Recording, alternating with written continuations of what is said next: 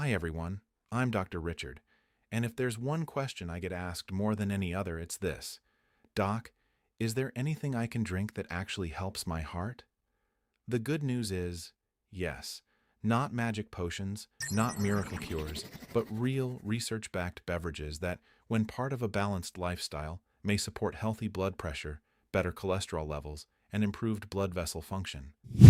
Small daily habits, repeated over years, are often what separate a healthy heart at 70 from a struggling one. So today, I want to walk you through 7 drinks that science suggests may help lower your risk of heart attack and stroke.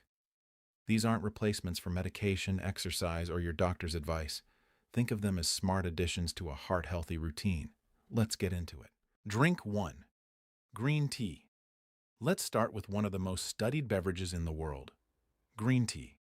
Green tea is rich in compounds called catechins, particularly one called EGCG. These are powerful antioxidants that help reduce inflammation and may improve the way our blood vessels relax and expand, something doctors call endothelial function. When your blood vessels can flex properly, your blood pressure tends to stay more stable, and that matters enormously for stroke prevention.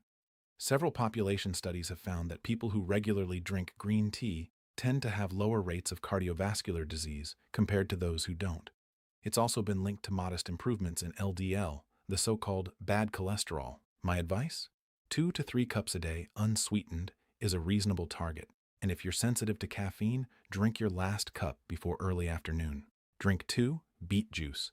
Next up, and this one surprises a lot of my patients, beet juice.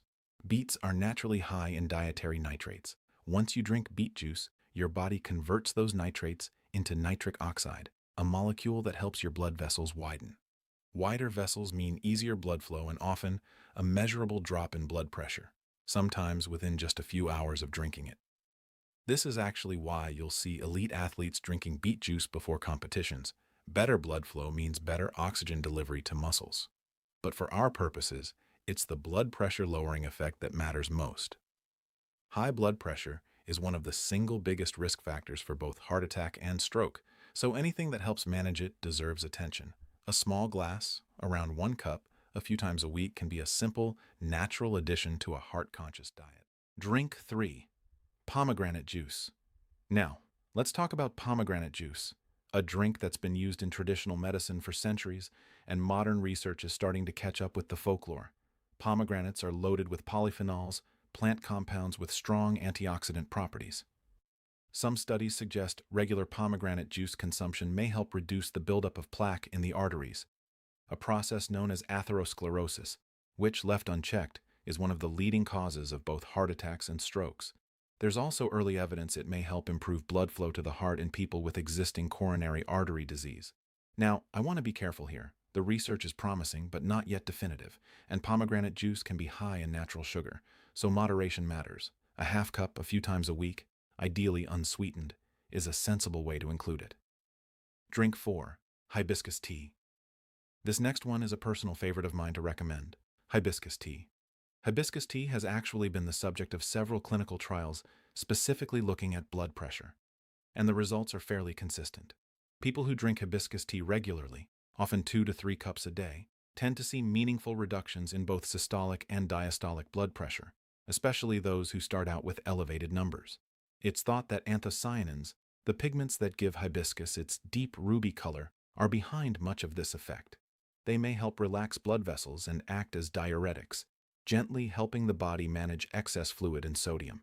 It's tart, it's refreshing served cold, and honestly it tastes like a treat rather than medicine, which makes it easy to stick with. Drink 5. Low-fat milk. Now let's talk about something far less exotic. Low-fat milk. It doesn't get the same buzz as antioxidant-rich juices, but dairy has a genuinely strong evidence base when it comes to heart health. Low-fat milk provides calcium, potassium, and magnesium, 3 minerals that play a direct role in regulating blood pressure.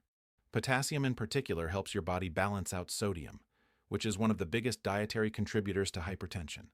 Large observational studies have associated moderate low-fat dairy intake with a lower risk of stroke. The key word is low-fat. We're trying to get the mineral benefits without the excess saturated fat that can work against your cholesterol goals. A glass with breakfast, or even in your coffee, is an easy way to build this in without overhauling your entire diet. Drink 6. Coffee, in moderation. I know what some of you are thinking. Doc, please don't take away my coffee. Don't worry, I'm not going to. For years, coffee had a bit of a bad reputation in cardiology circles, but more recent, larger studies have actually painted a much more favorable picture. Moderate coffee consumption, generally defined as about 2 to 3 cups a day, has been associated with a lower risk of heart failure, stroke, and even overall mortality in several major analyses. Coffee contains a range of antioxidants and anti-inflammatory compounds that may outweigh the modest, temporary rise in blood pressure it can cause. The caveat is moderation and preparation. We're talking about black coffee or coffee with a small amount of milk, not the sugar-loaded, cream-heavy versions that can quietly undo the benefit. If you already drink coffee and tolerate it well, there's likely no need to cut it out for heart health reasons. Just keep it reasonable and watch what you're adding to it. Drink 7. Tomato juice. And finally, drink number 7. Tomato juice. Tomatoes are one of the richest natural sources of lycopene, a powerful antioxidant that's been studied extensively for cardiovascular protection. Lycopene may help reduce oxidative damage to LDL cholesterol, and oxidized LDL is a key player in the formation of arterial plaque.